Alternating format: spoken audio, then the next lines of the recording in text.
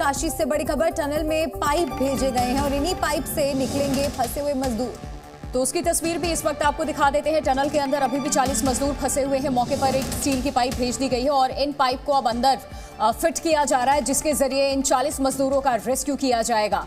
आपको ये भी जानकारी दे दें कि अब तकरीबन 55-56 घंटे होने जा रहे हैं और मजदूर इस टनल में फंसे हुए हैं। 3 दिन से टनल के भीतर ही हैं ये मजदूर। आज तीसरा दिन है। विशेषज्ञों की टीम भी घटनास्थल पर मौजूद है और ये पाइप, जो तस्वीर इस वक्त आप देख रहे हैं, ट्रक पे लोडेड पाइप, इन पाइप के जरिए अब इन मजदूरों का रेस्क्यू किया जाएगा। तो ये आपको हम घटनास्थल से तस्वीरें दिखा रहे हैं और जिस तकनीक का इस्तेमाल किया जा रहा है, इन तस्वीरों को देखकर आप समझिए। जी न्यूज़ पर आप ये एक्सक्लूसिव तस्वीरें देख रहे हैं। 3 तस्वीरें इस खबर से जुड़ी हम आपको दिखा दें। उत्तराखंड के उत्तरकाशी में सिलक्यारा टनल हादसे को 50 घंटे से ज्यादा हो चुके हैं, लेकिन अब भी 40 मजदूरों की जान टनल के अंदर फंसी हुई है। सरकार से लेकर शासन प्रशासन की हर कोशिश अब तक नाकाम साबित हुई है। हालांकि अब सुरंग में स्टील की पाइप के सहारे मजदूरों को निकालने की तैयारी की जा रही है। स्टील के पाइप पहुंच चुके हैं और टेक्निकल टीम के सदस्य भी वहां पर मौजूद हैं। हालांकि ये टनल में पाइप में डालने का काम कब तक पूरा होगा ये साफ नहीं हुआ है, लेकिन गनीमत यह है कि सभी मजदूर सुरक्षित हैं, उनसे लगातार संपर्क हो रहा है।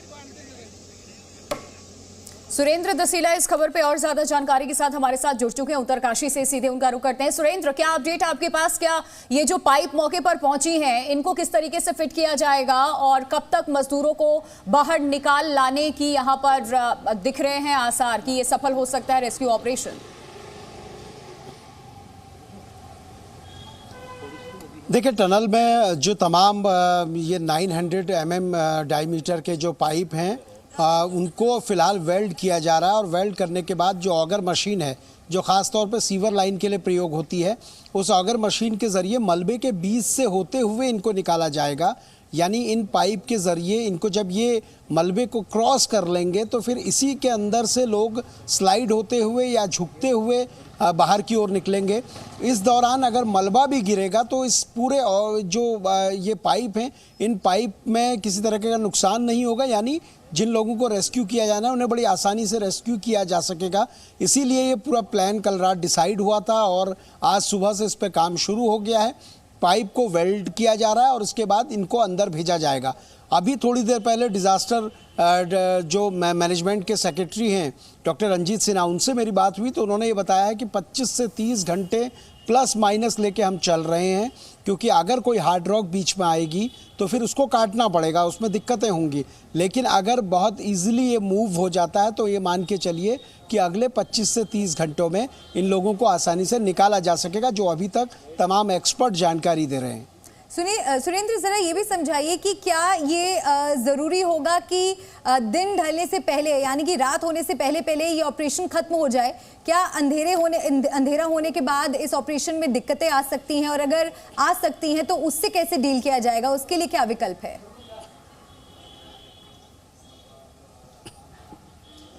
देखिए, ऑपरेशन में अंधेरे से कोई मतलब नहीं है, क्योंकि इनके पास इतनी मशीनें हैं, इस तरीके के इक्विपमेंट हैं जो रात में भी काम करते हैं।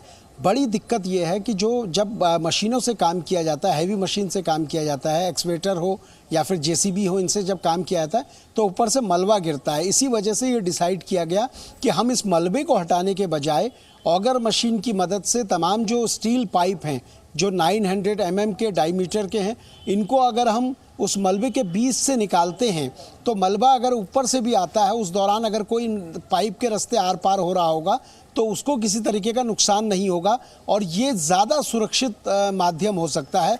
तो इसी पर ये काम हो रहा है, लेकिन ये सारी चीज़ों में भी समय लगता है, क्योंकि जो मलबा है उसमें हार्ड रॉक भी होती है, उसमें कई तरीके की दिक्कतें हो सकती हैं। तो इसीलिए, क्योंकि जो वहाँ पर अधिकारी हैं उन्होंने मुझे ये बताया है, ये जानकारी दी है कि हज़ारों टन मलबा अंदर है, तो इतना आसान नहीं होगा इन पाइप्स को उससे निकालना। तो 25 से 30 घंटे का समय जो है वो तमाम अधिकारी मान के चल रहे हैं कि उसके बाद ही हमें कोई कामयाबी मिल सकती है। तो ये माना जाए कि पूरी तरह से ये नॉन स्टॉप ऑपरेशन चलेगा। इसमें जो तमाम चुनौतियां आ रही हैं उनसे निपटने के लिए भी ऑल्टरनेट प्लान्स तैयार किए गए हैं।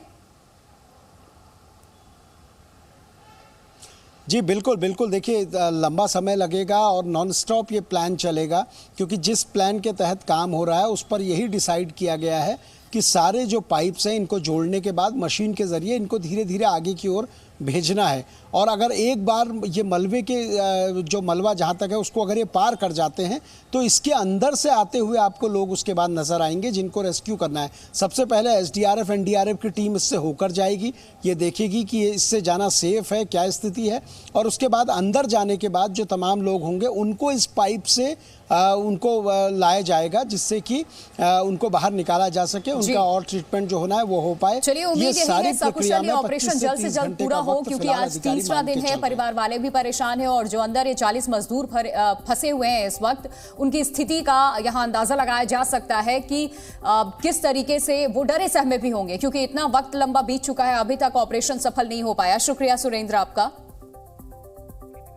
तो जी न्यूज टनल हादसे के बाद से लगातार आपको ग्राउंड जीरो से रिपोर्ट दिखा रहा है। हमारे संवाददाता रामानुज लगातार मौके पर मौजूद हैं। उनकी एक एक्सक्लूसिव रिपोर्ट आपको दिखाते हैं इस वक्त। क्या अपडेट, स्थिति क्या है, उनकी इस रिपोर्ट में देखिए आप। श्रमिकों तक किस तरह से ऑक्सीजन की सप्लाई हो रही है यह आपको दिखाते हैं कि सबसे पहले की ये देखिए, ये ऑक्सीजन का पूरा ये सिस्टम है।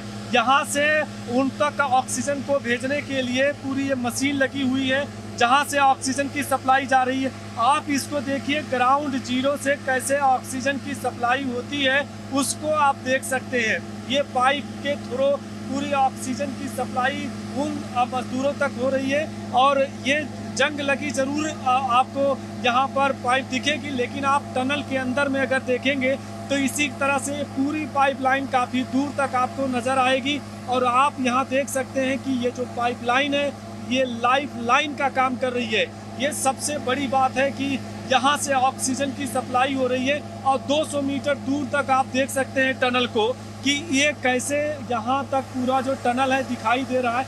तो इस ऑपरेशन में ये पाइपलाइन काफ़ी मददगार साबित हो रही है ताकि उन सभी मजदूरों तक उनको ऑक्सीजन मिलती रहे।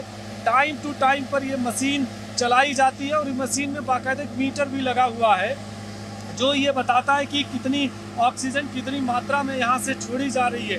तो लगातार इसी तरह से यहाँ से दे रहे ऑक्सीजन को भेजा जा रहा है। ये आप इसको देखेंगे, ये आपको ग्राउंड जीरो से दिखा रहे हैं कि कैसे सभी मजदूरों तक ऑक्सीजन की सप्लाई हो रही है। ये सबसे बड़ी बात है कि उन तक पहुँचने के लिए कोशिश हो रही है। पूरी उस चट्टान को, उस मलबे को हटा करके तो दूसरी तरफ उनको जिंदा रखने के लिए ऑक्सीजन को भेजा जा रहा है और पाइपलाइन के द्वारा सभी तक ऑक्सीजन बराबर मिलती रहे उसके लिए लगातार इसी तरह से मशीन को चलाया जा रहा है। कैमरा पर्सन अमरेश भट्ट के साथ मैं रामानुज, जी मीडिया, सिलकौरा टनल ग्राउंड जीरो से। जी न्यूज़।